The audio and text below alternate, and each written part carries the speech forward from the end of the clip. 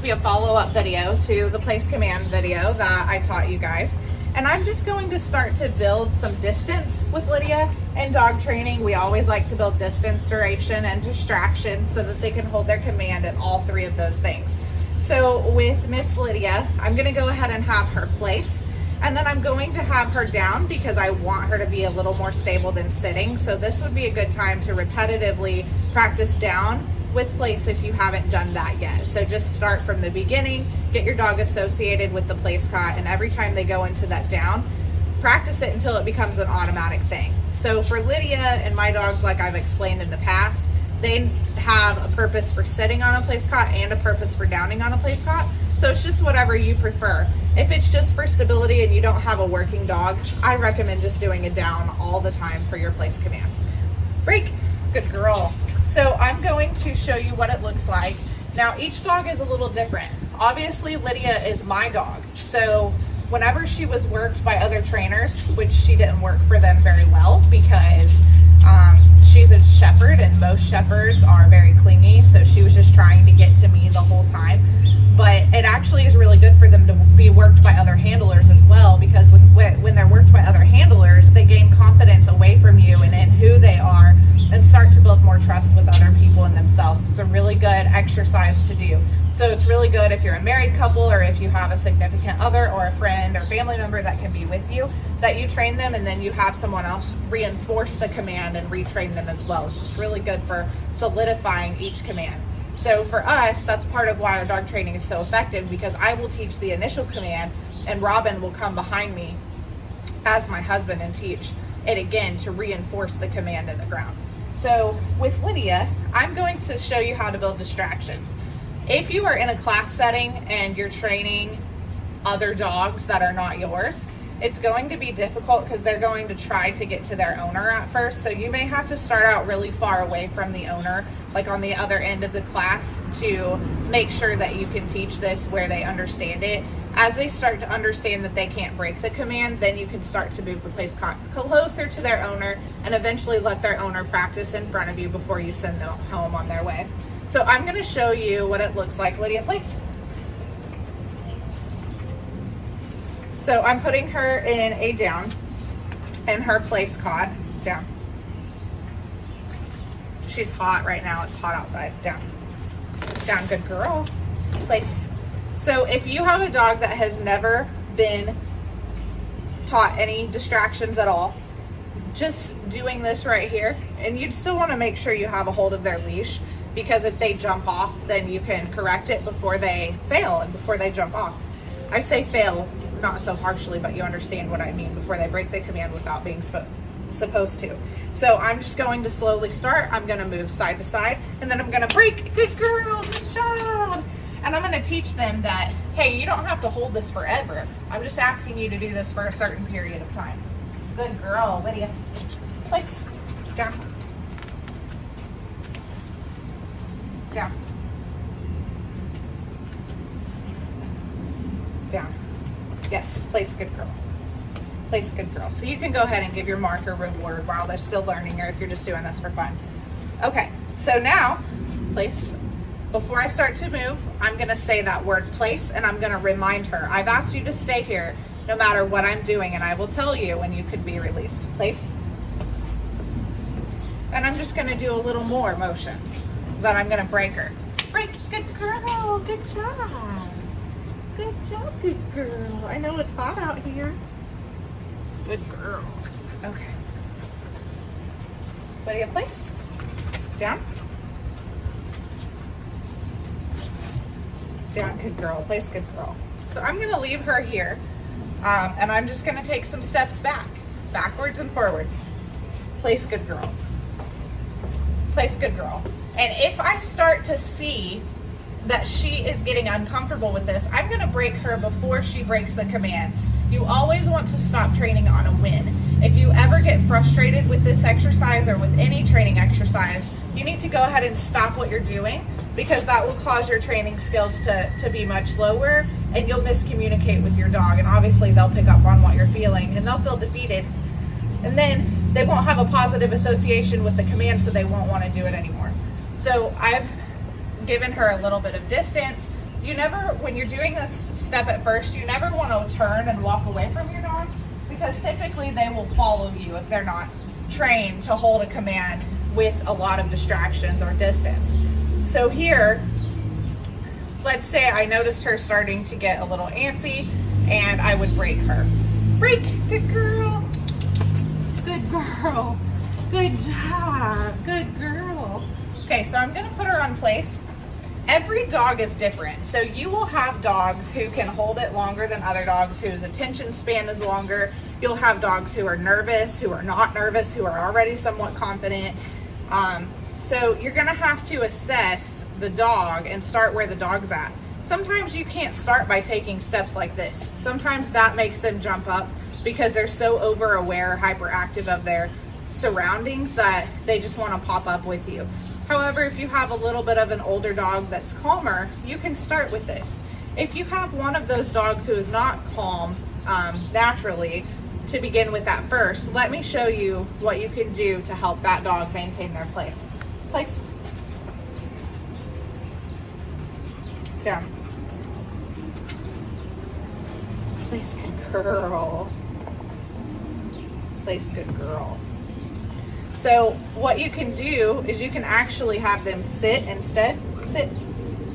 Sit. Come on. Sit, good girl. So what I would do if the dog won't let me actually move like this without popping or breaking their command is I would just have my hand on their head. If they're not aggressive, obviously you don't want to reach over their heads like this. If they have aggression tendencies, you can just be right here. And you're always going to have a hold of the leash if they're aggressive too, because you have to have them, you know, so far apart from you while you're working. So you're going to have that leash anyway. But here, I'm just touching her. I'm letting her know I'm not going anywhere. I'm right here with you. So they can get comfortable with you moving around like that if they're scared and they're going to pop up at first. Good baby. Good girl. Love you, buddy. She's my girl. Love you, baby. Okay. So with that being said, once you make progression, if you lose your progression, you can just go straight back to the very basics in the very beginning. It's more worth it in the long run to solidify the basics than it is to move forward and reach your goal. You want a dog that's going to be stable in all types of situations. So for me, I'm also a registered nurse and CPR certified and worked in the ICU for 5 or 6 years. So if I see a person who's, yeah, you know there's Tritos in there.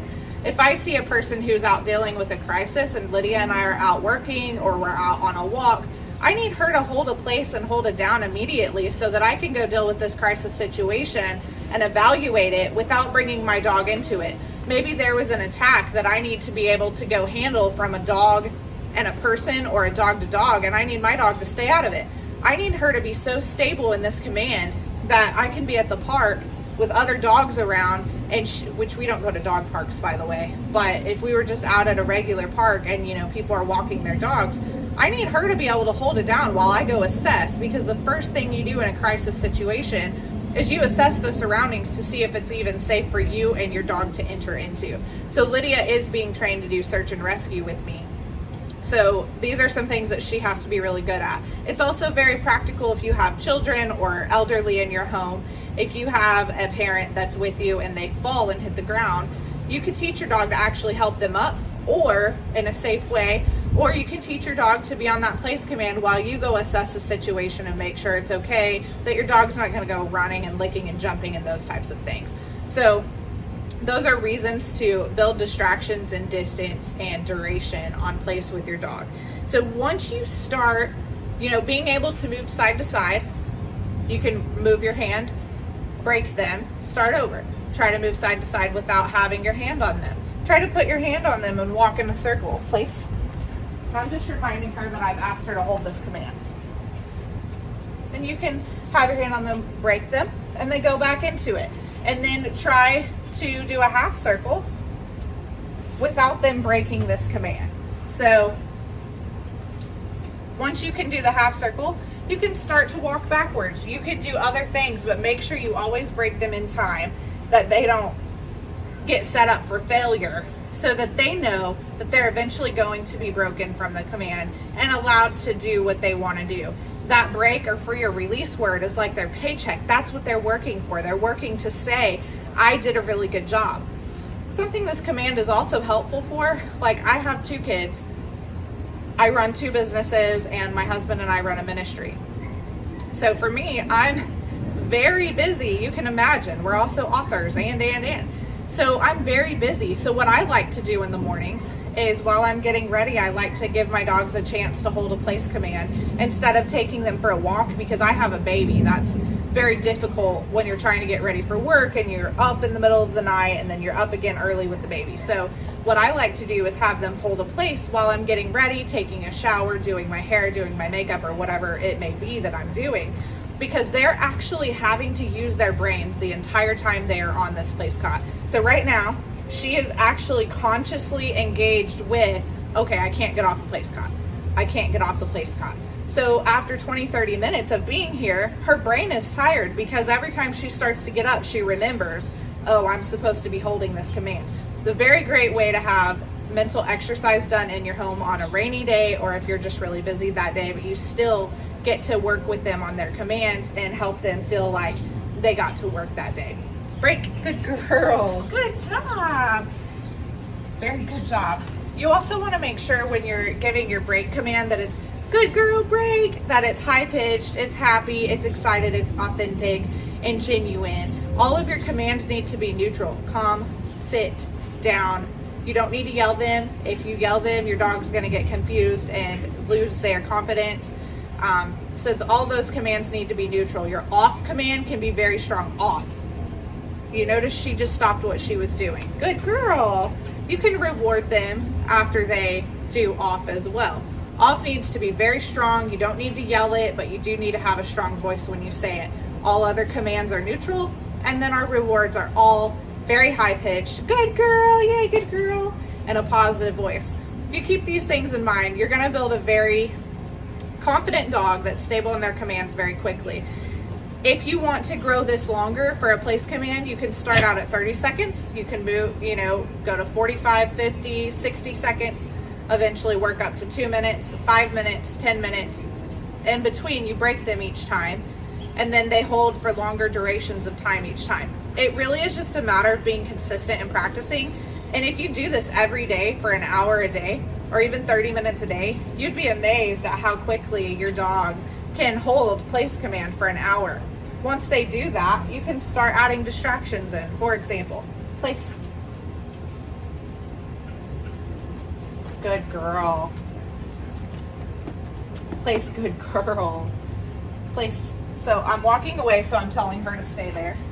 And you can add, I haven't done this with her, so I don't know how she's going to respond. You can add distractions in. You can throw tennis balls. A frisbee would just be so mean because that's her favorite toy, but we would definitely do it. Place. Place, good girl. So we have a 3-year-old, so she's pretty used to these loud distractions. You can jump, you can run, you can dance, you can yes, get in their face, but you have to build up to what you're able to do with them. So I hope you guys enjoyed this video. Like, subscribe, and make sure that you're signed up for our blog so that you don't miss any of these great tips. Bless you and have a great day, and we'll see you soon. Bye-bye.